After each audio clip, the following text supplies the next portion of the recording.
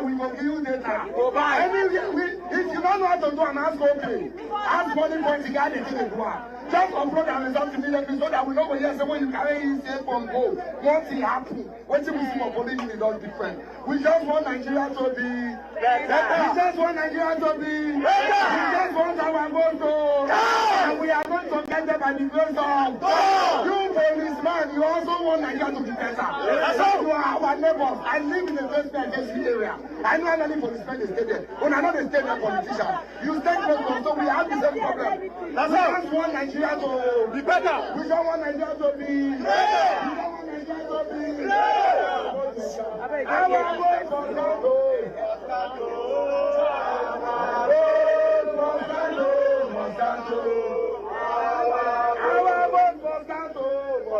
Country people, good morning this morning. I thank you as they follow us for BBC Pidgin this morning. We don't come back again here for the National Assembly headquarters for Abuja. Here at the front of the National Assembly, as usual, police scatter full here. Not the only police. All the security apparatus for Nigeria, they full here. As they block this place, make protesters no enter inside. As you go see, army there, police there, civil defense, immigration, all of them full here, carry gun full. Today now the day 2 of the Occupy NASS protest, where some civil society organizations, they organize, sake of the Electoral Act amendments, where they go on for Nigeria, where they protest the, what is it they call them now? Electoral compulsory transmission of electoral results in real time. Here now the people don't gather this morning. As you go see, many of them carry mattress, many of them carry pots. You see this one side you don't do chop. So today now the day 2 of that protest, where members of the civil society carry come for the front of National Assembly. If you see here, you can see, if you call her Mama Protest for Nigeria, Madam Aisha Yusufu, she don't address the protest, she's still there here. And they go look for some of the protest leaders where go follow us talk this morning. Here now for Abuja, for the National Assembly headquarters. Now here the protest they happen. Today now is day 2 of the protest. True, the number today not too plenty like that one of yesterday, because that yesterday even the former presidential candidate of the Labour Party, Peter Obi, he followed body for that protest. So that yesterday will be the day 1. People plenty here full, but still security operators no still agree make.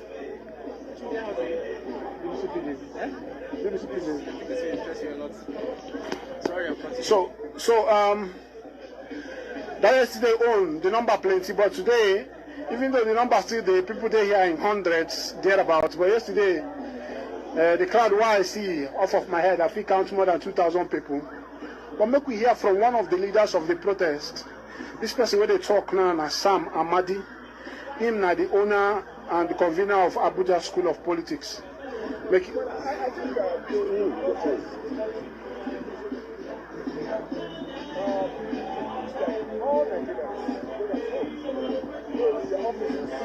Their mind is tuned to this protest, because this is not another protest. This is a nation asserting its right to be sane and safe. Democracy means so much to Nigerians. Yes, we have not seen development. Our hospitals are not less than consulting centers. Snake bites is killing people as if it's an atomic bomb. But still, we hold small hope that maybe somewhere somebody will emerge who can fix it. So that's why we trust votes. So this protest is a nation saying, can you release this hold on us? I mean, it's very simple. Amadi and others know that 2023, the biggest problem is electronic transmission compulsory or not. Supreme Court erred and said it's not compulsory. And everybody in Nigeria says now, as Speaker says, write it in your act, don't write it in the regulation. So what we are doing is simple. Write that thing Speaker says you should write, so that if Tinubu wins, everybody knows he wins. If Obi wins, everybody knows he wins. So the point is, this is not about Peter, at Obi, APC, PDP. In fact, the APC senators are fully in support of this. This is just the fear of a few people that if Nigerians are allowed to vote freely and fairly, they may not be empowered. And so what I tell them is, Nigeria is too big to fail. Burkina Faso, Mali, Niger, they can struggle with military rule, but Nigeria will be a major human development failure if democracy fails. So they should just take their Bible, write electronic transmission in the law, mandatory. If they do that and we vote, anybody who wins, we can live with somebody who is not performing, but we can't live with failed, incredible election. All the coups in West Africa, go and read, check them, caused by failure of election. There are a few people who hold power, then the others say we can't win them because there's no credibility. What we do? Let's mobilize warfare and overthrow them, whether it's Mali or Burkina Faso. So I'm just traumatized that Amadi and his people will dig in because of power and destroy this country. So this protest is saying, please, please, let Nigeria breathe. So what you have to say with the fact that there are a lot of attacks. Our country people I don't hear from Amadi. Amadi is the former head of the National Electricity Regulatory Commission. Naimbi don't hold that post before, but now him is the convener of Abuja School of Political Thought to groom leaders according to rank, and didn't follow for the organizers of this protest, because I tell you, saying that several civil society organizations are then come together to organize this protest where they happen now. So now don't talk now. The protest they happen today now the second day. I don't want to go too close to the music where they play, because the music they go the impact for the live. And Facebook feed they see like say we they play somebody music without copyright. So that make me the differ from where the music they play.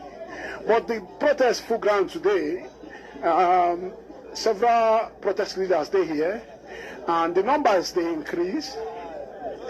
Small, the numbers they increase, people when they come to join the protest. But the way police gather there here, police too gather there. Mama, you go feel talk to BBC Pidgin now, 1 minute. BBC Pidgin, 1 minute. My energy they low. The energy they low now. Yes. Oh yeah, now let me go.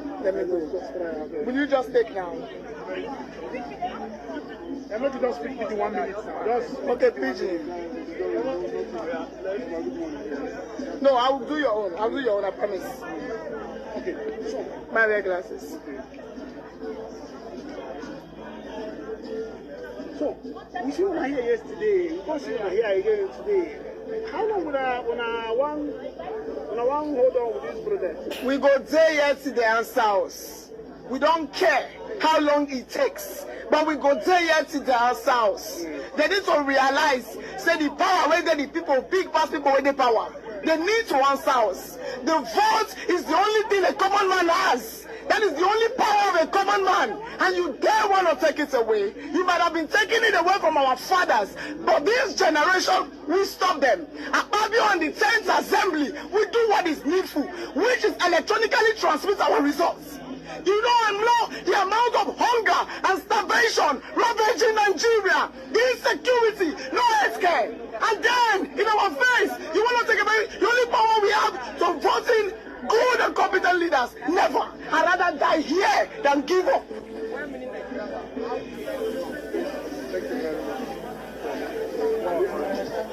that's not powerful, powerful talk there by one of the leaders of the protest also. If you don't see him for social media every day. Another of the leaders here now Peter for Nigeria. Peter for Nigeria, or Peter Aka, as we know him, we don't lead the campaign for this Electoral Act amendment change since. Today we are green, white, green, come on. Baba, you are green, white, green, come on today? Yes. We're still busy. We go talk. As you can see, 20 people there here, which plenty 20 people there here. Almost all the major news houses from Nigeria they here. They cover this protest.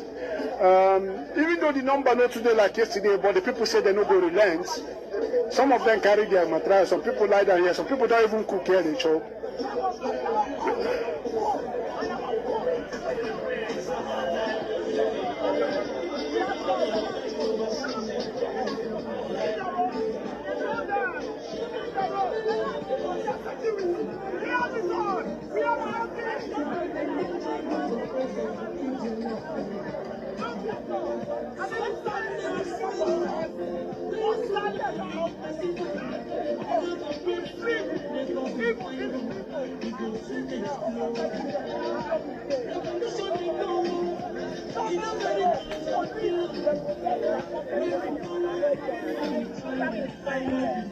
And then, the only thing we have against these people, which is our vote, he says we not come, that backyard, I'm a pregnant woman.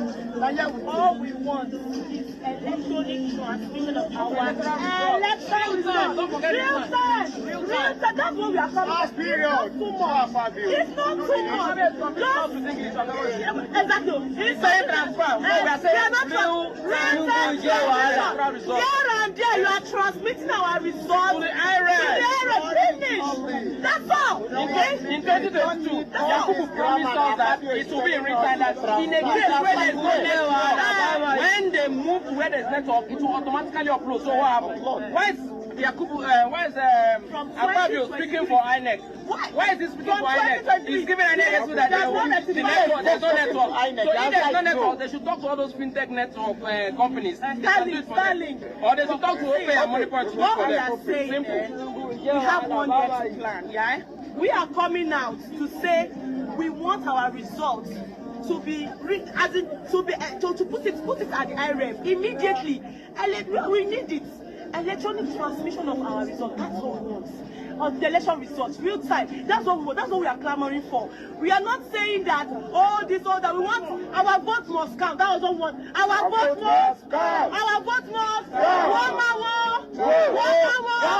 No rigging. That's what we want. We don't want rigging.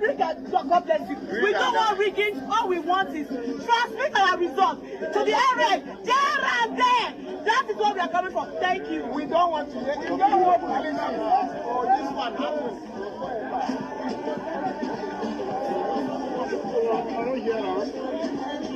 I don't hear what's in the happen. They say their anger na real-time transmission of results compulsory. Because according to the Senate, they say transmission of results day for the Electoral Act, say that one day. But the people they talk say, on another idea say it day compulsory. So that if they don't do and they go no say that's not grounds to at least to contest the election, to contest the result of that election. Because according to within the organizers they talk, they say last year when the matter reached to Supreme Court talk say even though the law they there say transmission of result, but if they no right and compulsory, where we say if something no work then they feel use another method. But now the people they talk say they want make the right inside that place, inside that law, say it they compulsory. So that it means now that's now what must happen. That's not the major. Now that's not the cocoa for this protest. If they had deployed this level of security, I'm not sure terrorists will have the confidence and the ability to go door to door, killing citizens, bringing them out of their houses. More than 150 persons and the president could not even visit Kwara. He rather went for a wedding ceremony. The wedding ceremony of children of a minister for state defense who is alleged to have ties with insecurity, and the government has not come out clear to investigate and name the persons in government who are sponsoring terrorism. So as it is today, insecurity has become an economic enterprise. The more money you put into it, the more it increases. So we are here to say enough is enough. The confidence of every corrupt politician is a rigged electoral process, and this system must work for 2027. Our vote must count so that we can take Nigerians from the hands of criminals and allow leaders to take care of the welfare of the people. Yes, that is the Nigerian color. It's the spirit of Nigeria. So how long has yesterday? I don't see you have early morning. Yes. So how long will I expect to stay here? Should we just say the last time to see? When you are under oppression, for how long do they fight for freedom? For as long as it takes. Until you get freedom. If not, anytime when you keep quiet, you are now cooperating with your oppressors. Nigerians now people where they be like they don't take hostage. People where they kidnap. Instead of all of us to come together fight to release ourselves, we rather they cooperate with people where kidnap us, where take us hostage. And guess what? How many be the number of the people where take Nigerians hostage? How many be the senators where they 109? House of Reps 360. Calculate all the governors who stand on mandate upon which they shall collapse. Calculate the minister and president, put them together. A handful of people, they hold more than 200 million lives hostage in a country. We call ourselves intelligent people. We call ourselves hardworking. We must become courageous people. We must become people who know how to pick good leaders. Not only intelligent people who know how to do comedy, know how to create content, yet we they die. Which country can a people, terrorists, enter community, go kill more than 200 people? 200 people and the thing not be breaking news. That is they enter people's house, promote them one after the other, they slaughter. And we then hear, president, they attend wedding. And he call himself commander-in-chief, master strategist. This one a master strategist for Uriburuku, no master strategist for security. You do not know how to protect life. You they share territory and command-in-chief with terrorists. So for Nigeria today, US they help to fight insecurity. France, they collect tax. Tinubu is in charge of defections to APC. Shame on this president. Shame on this government. We must fix election in this country. Let me quickly add on the issue of Ababio. Ababio, this goes to you. You said there is no network. That is a hoax. I want to ask you something. People are in their remote villages registering for political parties online. People are paying tax online. People subscribe online. The bandits and the kidnappers are kidnapping our people, entering the bush, counting their ransoms, and at the same time sending it to us. And we are seeing it, doing TikTok live, and we're all watching it. Where are they getting those networks from? You see, it is a word. That's why we say that cannot work. It is enough, and enough is enough. What we are demanding is very simple. Transmission result from the polling unit in real time, where people will see it. Electoral fraud is over. Rig and die. It is a do or die affair. 2027. Our country people, now here we're going to bring this broadcast to an end. You know, I don't hear from the people where they protest. Plenty of them still gather here, but police know they get them past this point. This is not the point where they go. Pass. But I could just tell you, say the Nigerian Senate don't come back from their long adjournment. You know, so they be adjourned the Senate plenary for a long time.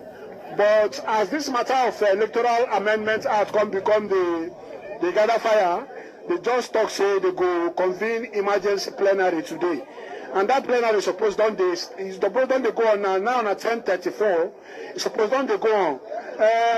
You get two places to enter this National Assembly quarter. If you enter here, right from the Federal Secretariat side, or if you enter from this other side, the Office of the Head of Service side. But you go see, so they don't cordon off this Secretariat entrance now. Now only protesters and people who carry leg, where they walk out, and then if you enter from here. But for here now, you go see, say, make I show you the barricade of plenty police, DSS, civil defense, army, immigration officers. You go see this barricade now. So car we follow here no go fit pass. But the other side you go see cars they pass from that other side. So they believe saying that the senators and the Federal House of Representatives and the people where they work for the National Assembly, and then they follow that other road they enter. So we go to bring the update of waiting go come up from that emergency plenary session where they say they go hold today.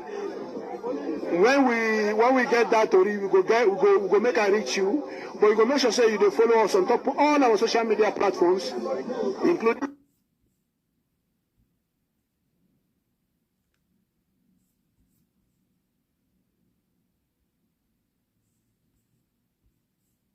Are we bandits? No. Are we criminals? No. Are we thieves? No. Are we bandits? No. If there was this level of security in Kwara, we'll get killed up to 100 people. No. What are they doing here? Protecting who? Protecting who? Protecting your oppressors. At the end of 35 years in service, as a police officer, how much is your gratuity? How much is your pension? We want our votes to count. By the time you retire, you begin to regret.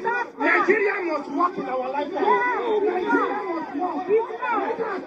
Nigeria must work.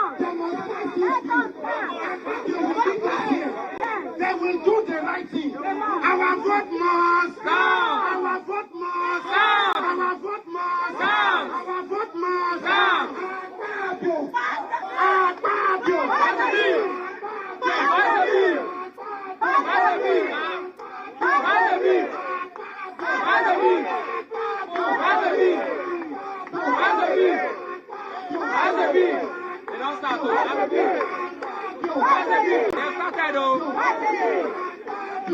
Look at the police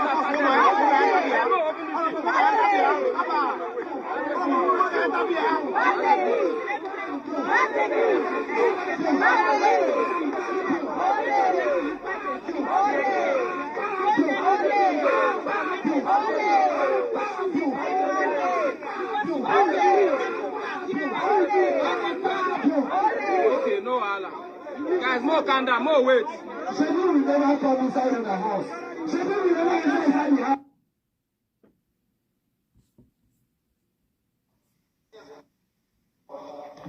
Thank you. To put that aside and then move on to deal with this matter. So we should deal with the matter. Well guided. Proceed. Thank you, Mr. President. I will read again. The motion reads, the Senate recalls that the Electoral Act Repeal and Enactment Bill was passed by the Senate on Wednesday, 4th February 2026. Note that the bill, fresh issues have emerged in respect of Clause 60, Sub 3, which requires consideration in order to ensure the conduct of smooth, transparent, and credible elections in Nigeria. And relying on the provisions of Orders 1B and 52.6 of the Senate Standing Orders 2023 as amended, accordingly resolves to rescind decision on Clause 60, Sub 3 of the Electoral Act, Repeal and Enactment Bill as previously passed, and recommit Clause 63 for reconsideration and passage. I so move.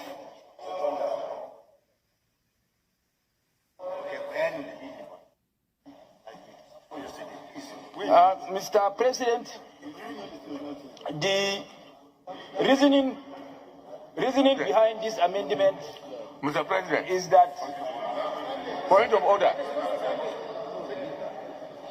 I've just given background information for the reason behind this amendment. The reasoning behind this amendment is I was the one who moved a motion for the retention of the existing act, and it was as a result of the controversy generated whether to use the word transfer or transmission. The controversy that it was generated, in order to clear that controversy, that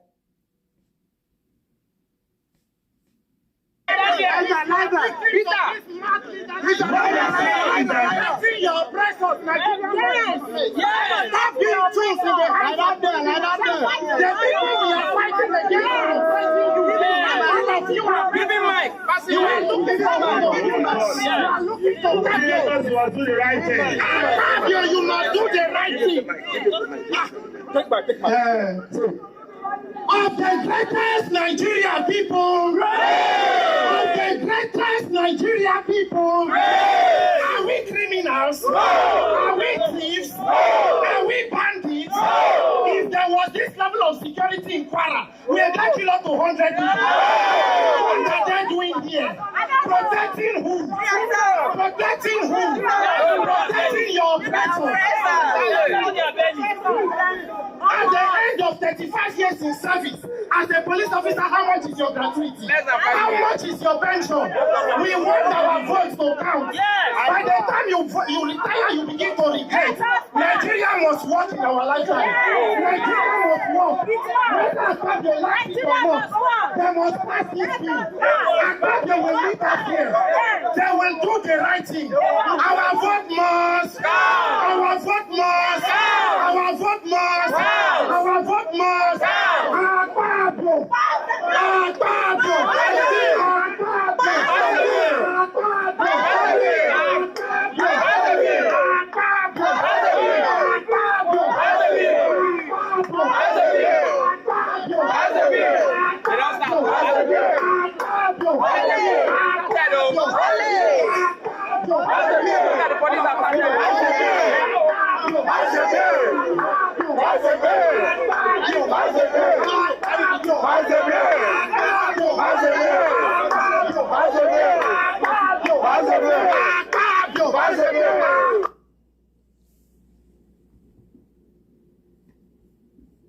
And fury and maybe yet to take shape. No. Since my construction industry days, I always close down in December and parts of January. I usually take at least 6 weeks holiday every year. It's the only time I get a long break. 2025 has been a very stressful year for me personally. So I decided to shut down at the end of November. I left the country, and my plan was to remain outside the country until the end of January to take 2 months off. So that is why. But just as I was preparing to return, I got a mix of bacterial, viral, and malarial infections at the same time, which hospitalized me for 5 days. So I had to get that out of the way before coming back. But I'm fine now. I'm done. And very soon I'll be on my way to Nigeria. Just today, some members of your party, including Mr. Peter Obi and others, joined a protest at the National Assembly over the current big issue, this electronic transmission of results during election. Where do you stand on that matter? It's unfortunate I have not been able to return to Nigeria before today. I would have joined Mr. Peter Obi and other party leaders in protesting to the National Assembly to restore the real-time and mandatory transmission of results from the polling unit. It is the only way we can stop the manipulation that goes on in the collation centers. That is where the real rigging takes place. Rigging doesn't take place in the polling unit. It is in the collation centers. And this provision, which has been passed by the House of Representatives, but sadly being frustrated by the Senate, would have improved the quality of our elections. But we all know why the ruling party and the sitting government doesn't want that, because they know they can't win the elections, and the only way they have a fighting chance is to be able to manipulate the results after people have voted. So I would have joined them. I would have joined them. I would have been with Mr. Peter Obi. How do you think it will pan out, given the fact that the Senate itself, or at least its leadership, appear to have dug into their position, because they are already claimed by the minority members of the Senate that what they agreed on was not what was passed? How do you think all this could be sorted out at the end, since the Senate itself says it is reconvening tomorrow over the matter? Well, I think the conference committee will make its recommendations first. I am confident, looking at the composition of the conference committee and the integrity of the majority of its members, they will recommend the restoration of the provision for the real-time transmission of results from the polling unit. So I think the conference committee will resolve this in favor of the people of Nigeria, because this is about the people of Nigeria. It's really not about elections or about ATC or ADC or any other party. It's about giving Nigerians the opportunity to vote for whom they want, and that result should not be subject to any manipulation. So I am confident that the conference committee will recommend restoration. Now it is up to the Senate, well, particularly the Senate President, because I think the majority of the senators also want the same. The majority of the senators are gentlemen. They want Nigeria to move forward. They are distinguished former governors, former ministers, and former representatives. They are distinguished people that want to see Nigeria make progress. And I think the Senate will overwhelmingly outvote their presiding officer. Because let's be clear, It is not the Senate here that's the problem. Akpabio, who is a scumbag by every definition, is the problem. And Akpabio is nothing but Asiwaju's lapdog. That's what's going on. And the senators will have to come together and protest and prevent that from happening when they reconvene. But Mr. Akpabio himself will also protest on the use of your choice of words to describe him. He may have his issues, but certainly it's good to stay within the limits in terms of describing maybe distinguished people like him. Don't you think? I do not consider him distinguished. We've known each other since the 90s. He knows how far we've been through, and I think I'm qualified to call him a scumbag, and he knows why. Can we move on to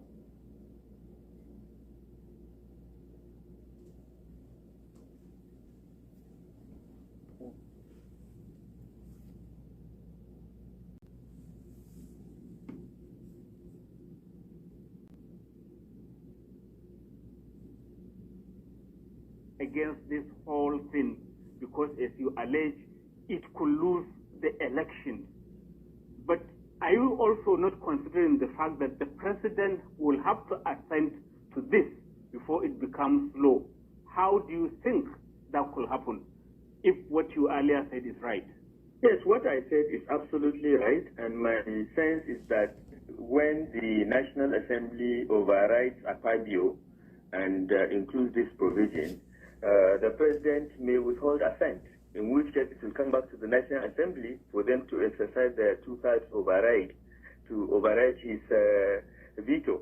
I think that will happen, because I think the voice of Nigerians is very loud and clear as far as the National Assembly members are concerned, and for their own self-preservation, they must preserve this provision for the real-time transmission of results from the polling unit using electronic means. It's for their own survival. It's for the survival of this democracy.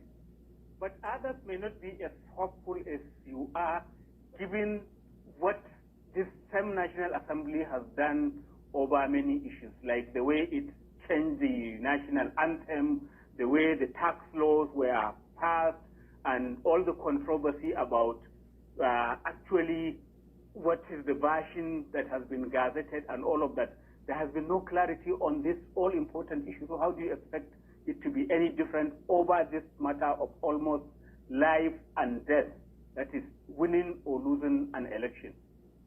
Because we're in election season, and 2 years ago they can change the national anthem in 5 minutes.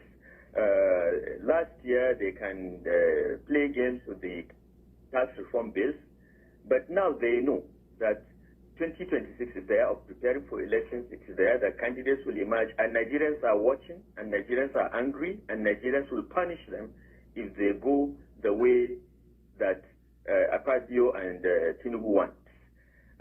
This is my hope. I am optimistic. I have confidence in the self-preservation instincts of the members of the National Assembly to do right for once in this last 3 or 4 years. This National Assembly will go down in history as one of the least performing unless they get this electoral bill done properly. And it affects them. It affects them fundamentally, and they know it. They don't want to be left to the mercy of governors and the president to decide who returns to the National Assembly or not.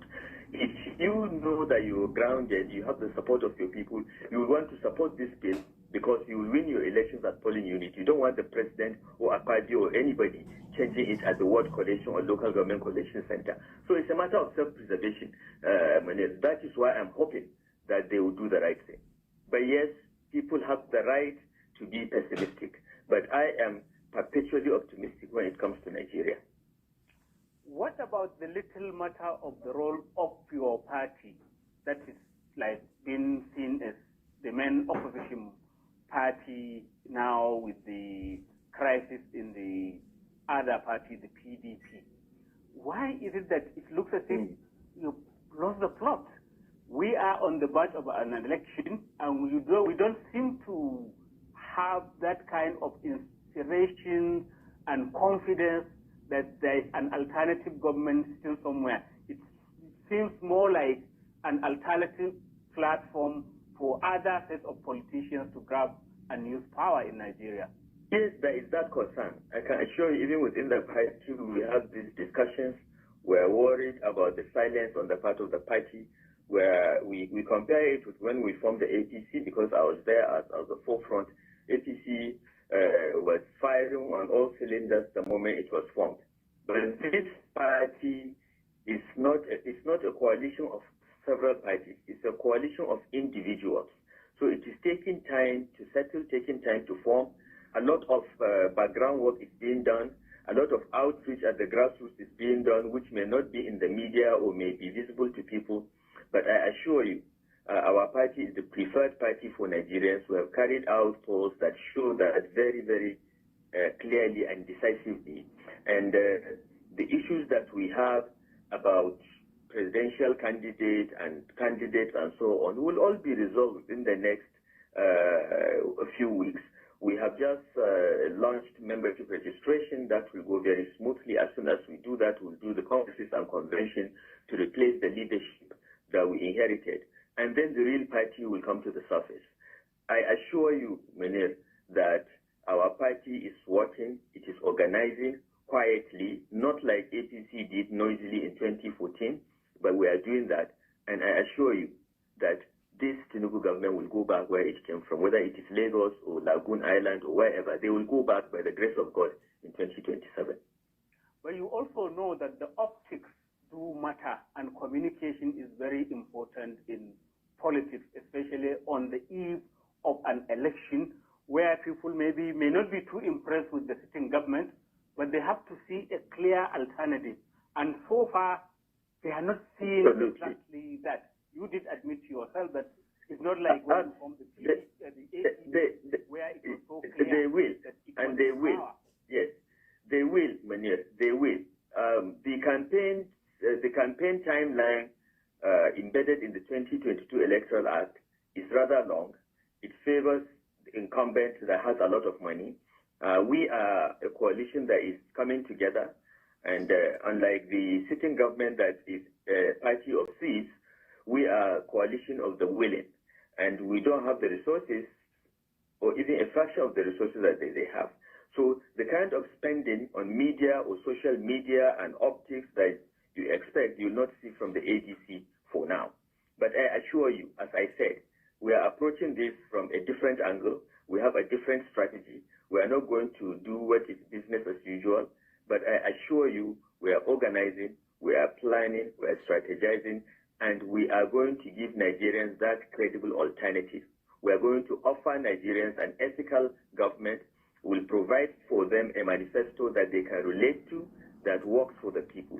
And by the grace of God, that energy, that momentum that you have been waiting for will happen within the next few weeks, by the grace of God. But then, how do you mobilize people? How do you get people to begin to align with you when you are keeping things maybe close to your chest? Maybe you are not No. very well. No, Munir, we are mobilizing. We are mobilizing. Most of the work being done, okay, there is work being done on several layers. We are mobilizing. We are mobilizing very, very aggressively at the lowest levels, at the polling unit ward levels. Ask members of the National Assembly from the APC if they can visit their constituencies. Only a few can visit their constituencies. And when they visit, they need crash helmets because people are angry. They are going after them. That's why many of them cannot go home for weekends or to their constituencies. We are mobilizing. The people are there. We have tapped into the dissatisfaction and the anger. We are mobilizing at that level.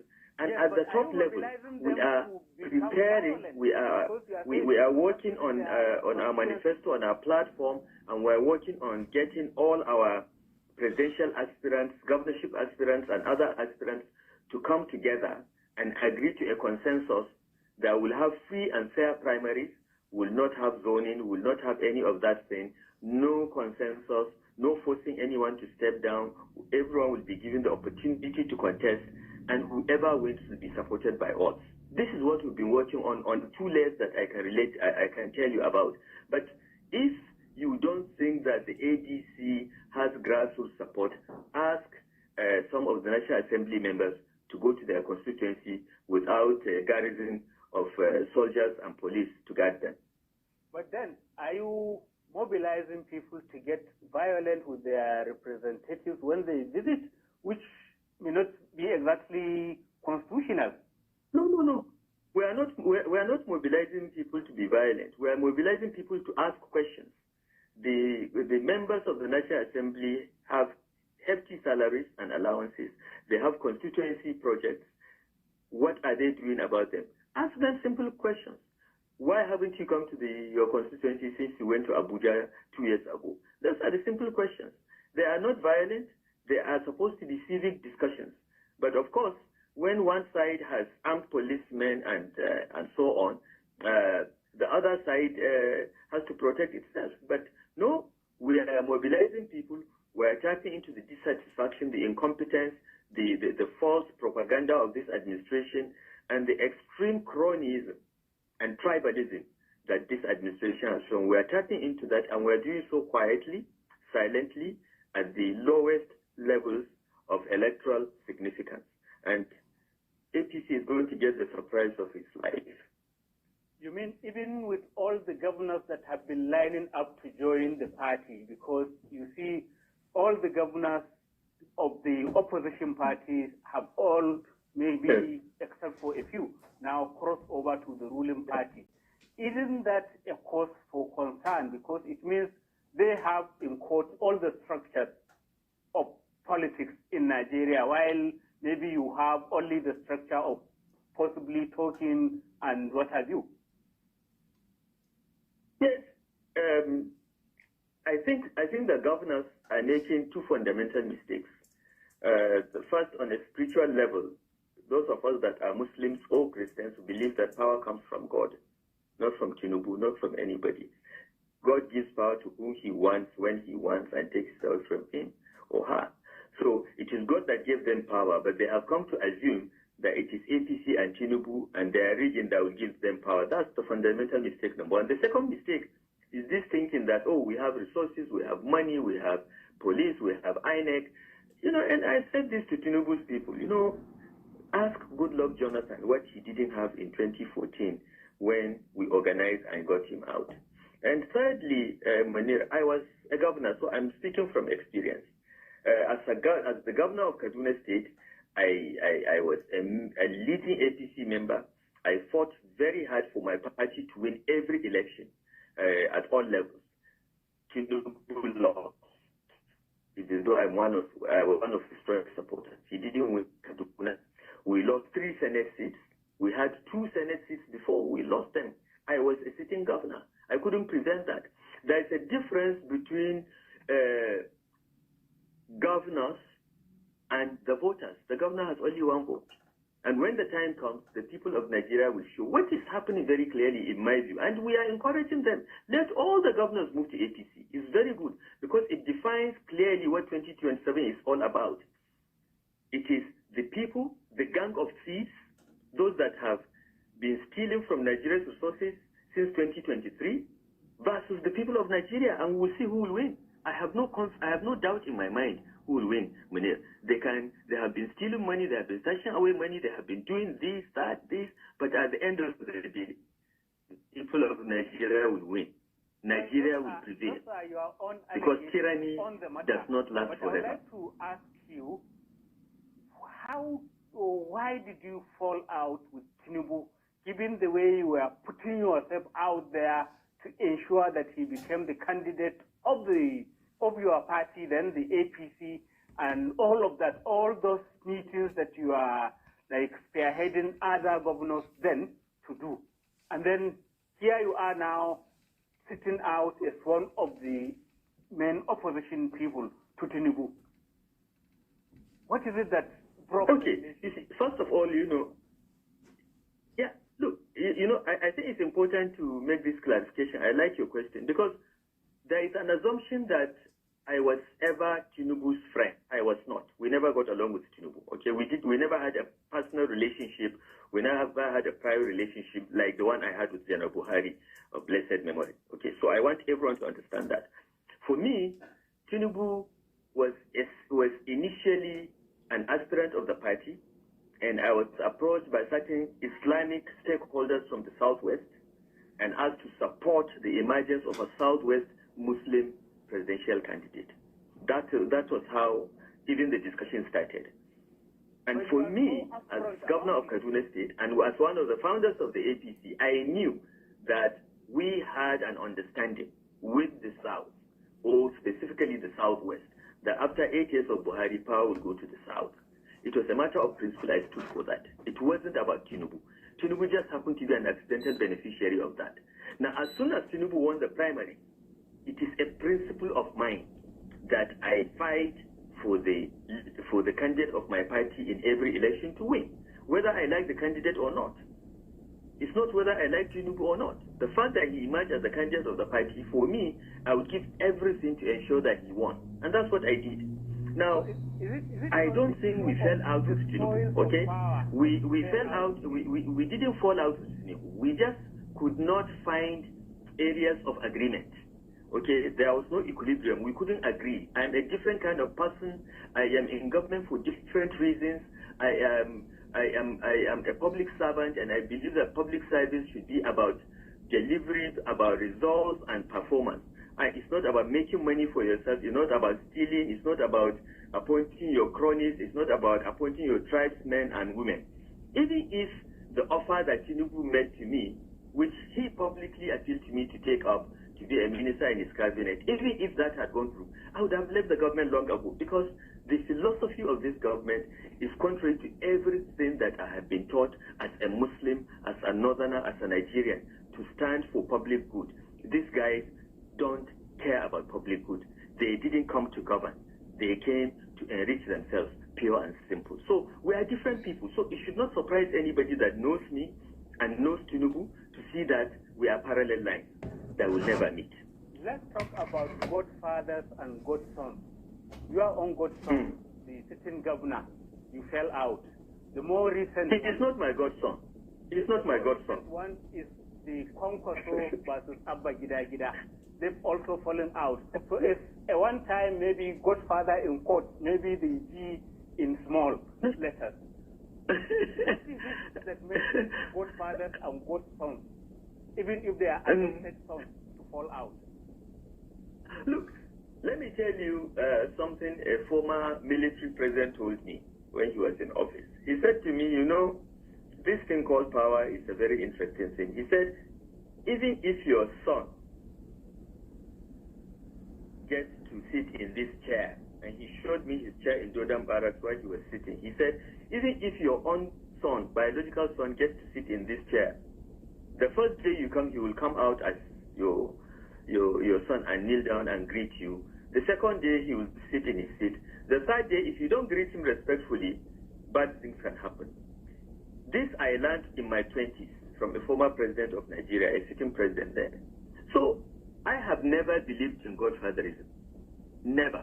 And I was an outspoken opponent of it. I even went to Lagos and I answered questions about Godfatherism that led to attacks from the nation. The Tinubu wolves, went after me because they thought I was talking about him. But I was talking about a principle.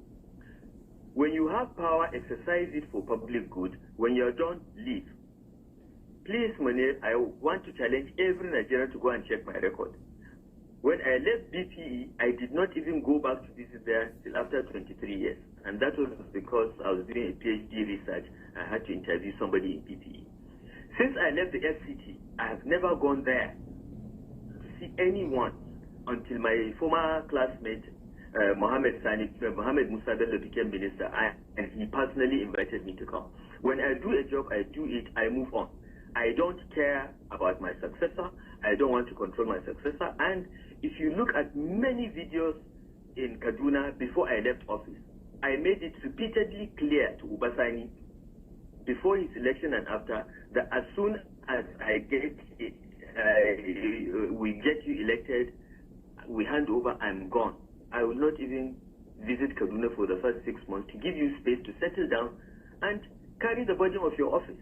I'm not interested in being a godfather. I don't want to control anybody. I don't care. Now, the cases of Kwankwaso and Tinubu and the governors in Lagos may be different. But in the case of Kaduna, it was not a case of godfatherism. I was never there. I didn't care what Ubasani did after I left Kaduna. I've done my bit.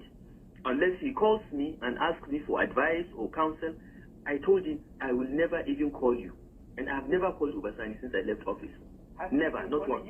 He is the one to call me if he wants to talk about anything. Other than that, I move on with my life. I have enough things to keep me busy. I don't need to be looking after someone that I have brought up. Has the governor been calling you? I mean, the Kaduna I governor. don't recall the last. I don't even remember the last time he called me. It must have been more than two years ago, closer to 3 years ago. So your relation has kind of soured or at best cooled off very maybe badly? We have no relationship. So then, if you can translate your experience to what has happened in Kano, have you had cause to speak to Kwankwaso and maybe advise him on what to do best, given what has happened between him and the governor? Look, context matters, okay?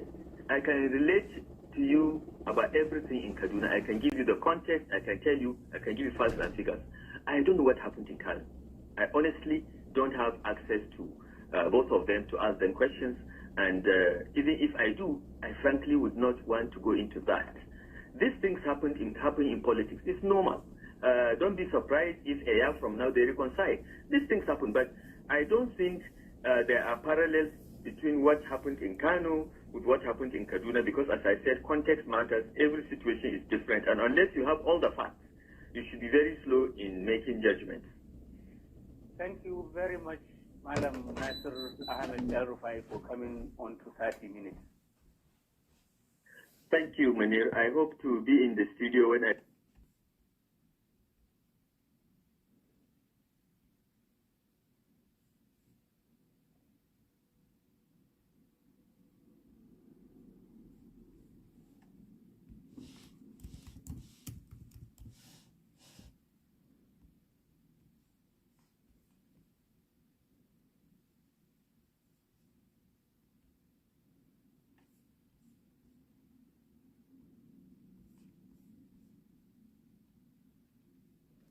Okay, so guys, it looks like the Senate still didn't pass it. So I've been following it up. Yes, the protest held, but it looks like they've not passed it. It says transmission transfer here simply means moving polling unit results out of a polling unit. This is Velele. It must happen in two mandatory ways. Manual transfer equals physical moving the signal EC8A up the collision chain, electronic transmission, snapping the signed EC8A and sending it to INEC server plus IREV. Okay, so it looks like, according to him, they're passing the wrong thing. They're passing 2023 again. And I've heard a lot of people allude to that, in the recent hour. Again, we're in big 2026. The two modes must be mandatory and both are affordable for Nigerians. So everything that they did, they're still insisting, like say, they're still trying to, they're insisting on using manual transfer as opposed to electronic transfer. Okay, so I don't know what's going to happen after this. I really don't, because these people, I literally know that you have to force them. It might literally mean that the Nigerian people need to enter that Senate. I'm telling you, it's not going to, I don't know what's going to happen. I don't know what Nigerians are going to do. I don't know what step they're going to take. This guy is saying the bill even has way worse things in there. Okay, so let me read what you wrote here. Tinubu's Akpabio-led Senate is definitely not reforming elections. They are engineering the rules to make rigging easier for the incumbent. Here is what they did and are planning to get approved in three key areas that decide elections. They refuse to hardwire mandatory time-bound polling unit upload of results. 2, they drastically reduce key election timelines so everything starts later and moves faster, thus hurrying the opposition. 3, they softened the punishment for vote buying and PVC election crimes.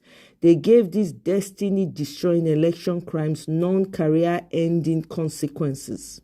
This will definitely potentially embolden vote buyers, election riggers, and corrupt politicians. If you connect the 3 parts, the trap being set for Nigerians and the opposition is very clear. No mandatory real-time polling unit result upload means results can still be manipulated after the polling unit. Inside access restricted collation centers. 2, shorter timelines means less time for opposition to campaign, organize agents, and finish pre-election, post-primaries, litigation, and disputes, which further weakens the opposition. 3, weaker penalties for vote buying and PVC manipulation means that these election crimes still stay profitable and politically safe for riggers, touts, ballot box snatchers, and vote buyers. In summary, to design a rigging-friendly system that benefits the incumbent and frustrates the opposition, do the following: preserve the powers of the dark space, aka collection center, where results get altered after voting is done at the polling unit by rejecting mandatory real-time transmission of polling unit result. Then shrink the time Nigerians and opposition have to organize themselves, prepare, and campaign for the next elections. Finally, reduce the punishment for the election rigging crimes so your riggers and vote buyers can operate freely without fear. After all, you're a demon from... I'm telling you, I mean, at the end of the day, I think Nigerians need to go harder. This is not enough. That's all I'm going to say. Yes, the protest took place, but there's not much that was achieved. All right? So now they're calling for nationwide protest for electronic transmission of results. Not just the nationwide protest. They have to mandatory punishment for the vote buyers and election riggers. Mandatory. They cannot. And then while we're saying this, we also have not thought about the judiciary that is corrupt. We have not talked about that. That needs to also be thrown into the equation. Anyway, guys, I'm going to leave it here for now. I'll probably try to come out later, but I just wanted to give you guys a quick update. Thank you and have a great day.